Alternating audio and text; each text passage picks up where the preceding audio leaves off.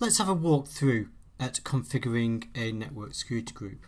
Now, we've actually done quite a lot of this anyway when we've been building our virtual machines, because we were setting network security rules to allow SSH for Linux servers and RDP for Windows servers. We're looking at the Linux server at the moment that we built in an earlier lecture, and we can see that we've got a public IP address, and we also have a virtual network and subnet assigned. If we go down to the left to networking, we can see the inbound rules that we have. We have the 3 default rules that gets created by Azure whenever we create a virtual network, and we can also see the SSH rule that we created when creating the subnet ourselves. We're going to examine using network security group rules by installing an internet site on our Linux server and then trying to access it. So the first thing we're going to do is install Apache on our server. So I'm going to SSH to the server.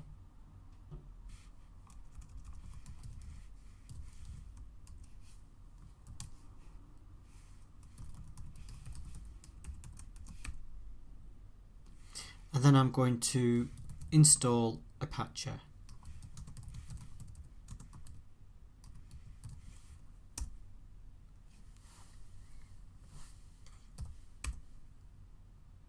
Once that's complete, that's now running an Apache web server on our Linux box that's displaying a simple site by listening on port 80.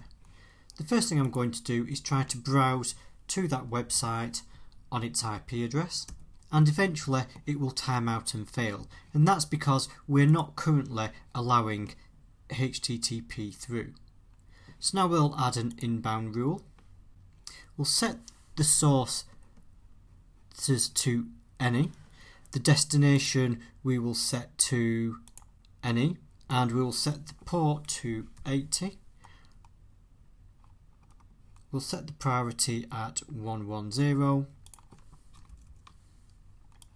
change the name to allow HTTP, and then once that's done, go to our browser window and try to browse again, and then we get the Apache default page. So by simply adding that simple network rule through, we have allowed access to the website. It's important to understand that we have inbound and outbound rules. So even though we can now HTTP into the server, if we were to go onto the server and type HTTP out, it still wouldn't work because we hadn't allowed the rule.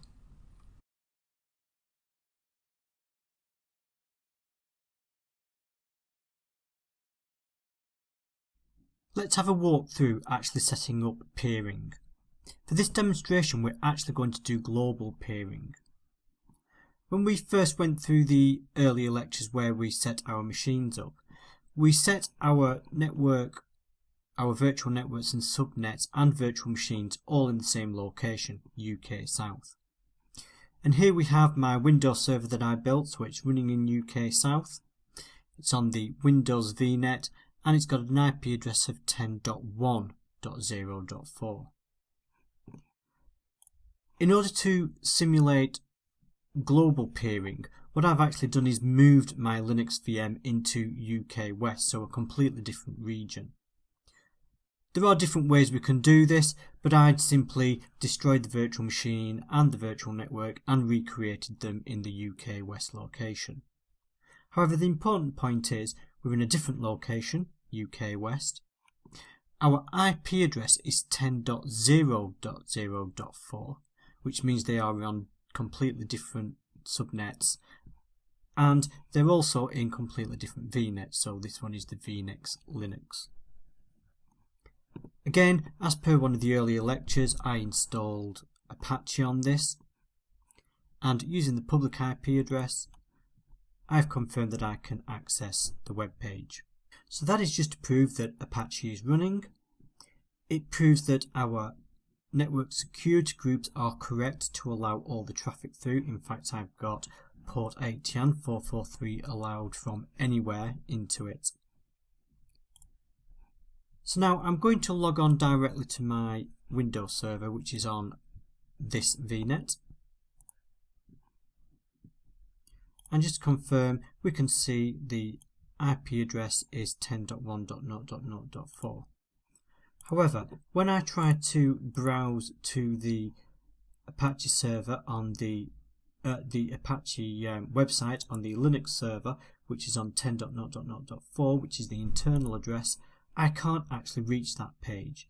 And the reason is because there is currently no connection between the Linux VNet and the Windows VNet.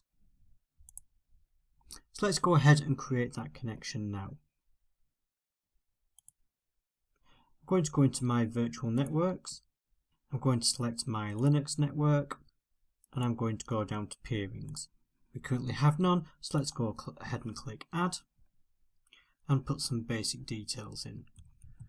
We'll give this a name, simply Linux to Windows. Select the subscription, and now we select the virtual network we want to connect to, which in this case is our Windows VNet in the UK South region. This is going to create a corresponding peering from the other side, so we will call this one Windows to Linux. I'm going to leave all the other defaults and click OK. So once that finishes, it creates our peerings. If we go and look at the other Windows virtual network and go to peerings, we can see there's a corresponding connection back to the Linux VNet. So with that in place, let's go ahead and see if we can now route through. So all I'm going to do is go back to my web page, again the same address, which is the IP address of the Linux server, and we'll refresh. And now we get the Linux Ubuntu paging to prove that the peering has been successful.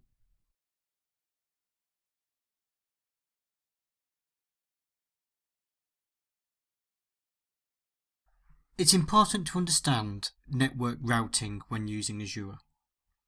Azure uses system routes to direct traffic between virtual machines, on-premise networks, and the Internet. The following situations are managed by these inbuilt system routes. Traffic between virtual machines on the same subnet. Between virtual machines in different subnets but in the same virtual network. Data flowing from VMs to the Internet.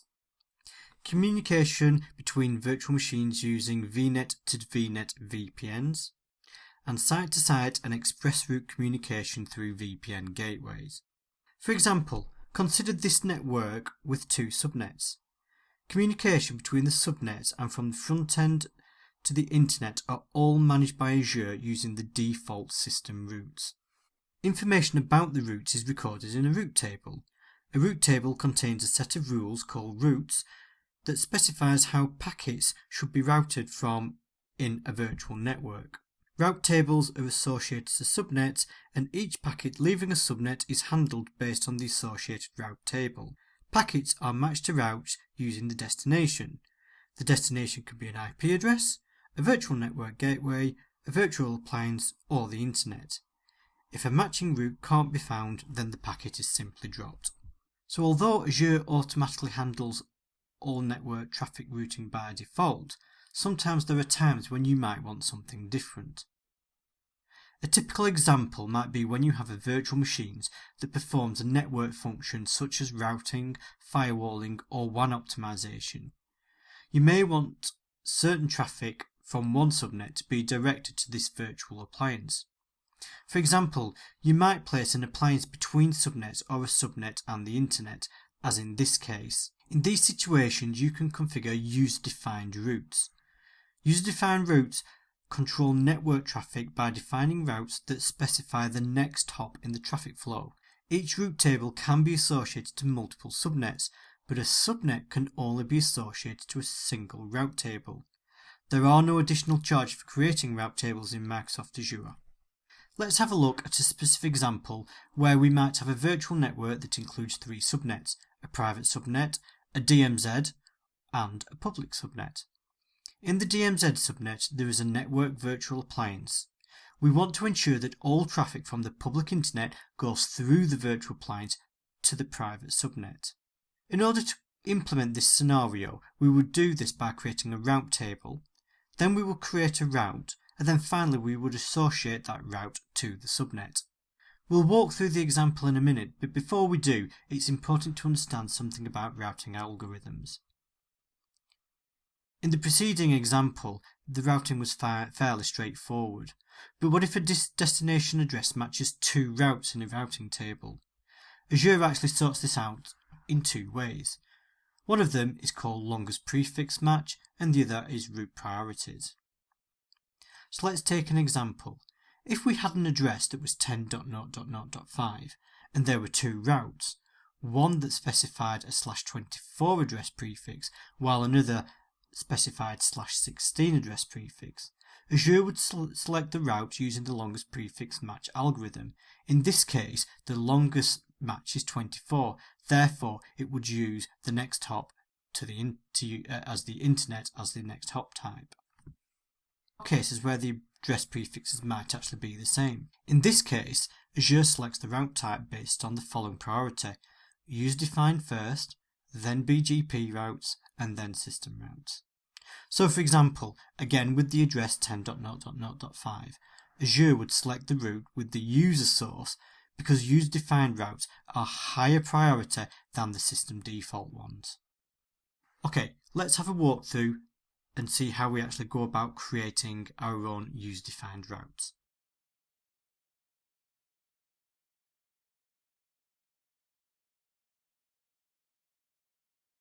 Okay, let's have a look at how we actually create routes and assign them to route tables. First of all, we want to create a new resource because route tables are objects all on their own. So we'll click create, then we'll type route, and we want route table. Click create. So first of all, we need to give it a name.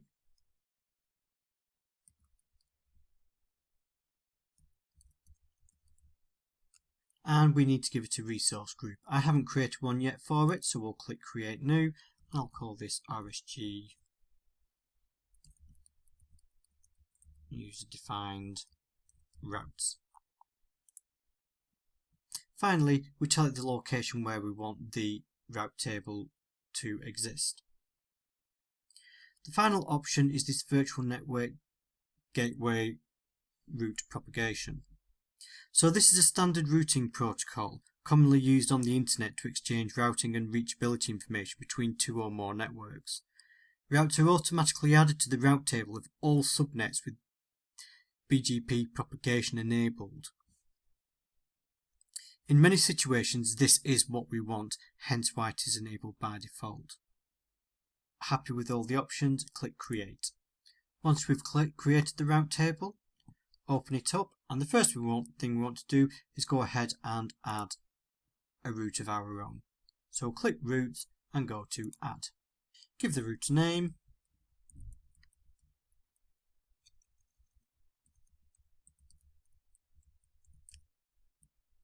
And gives it a route prefix. So let's go for 10.1.0.0/24. We'll tell it the next hop is a virtual appliance, and then we'll give it the IP address of a virtual appliance. The address we're going to put in doesn't actually exist, but that's fine. We'll simply click OK. Once that's been added, we now associate that route to a subnet. So go to our network table. So for example, we will go to our Windows VNET, go to the subnets and select one of our subnets. Once in here, we can then go into the route tables and select our new route table and click save. Any traffic that goes to an address on the 10.1.0.0 network will instead be routed to 10.1.2.4 instead of the default. And it's that simple. Before we continue, I would actually advise deleting this subnet because we will not be using this going forwards. As that was just an example of how we set up route tables, we don't actually want to use it. Set the route table to none and save again. And then if you wish, however it's not required, you could then go back in to your route table itself and delete it.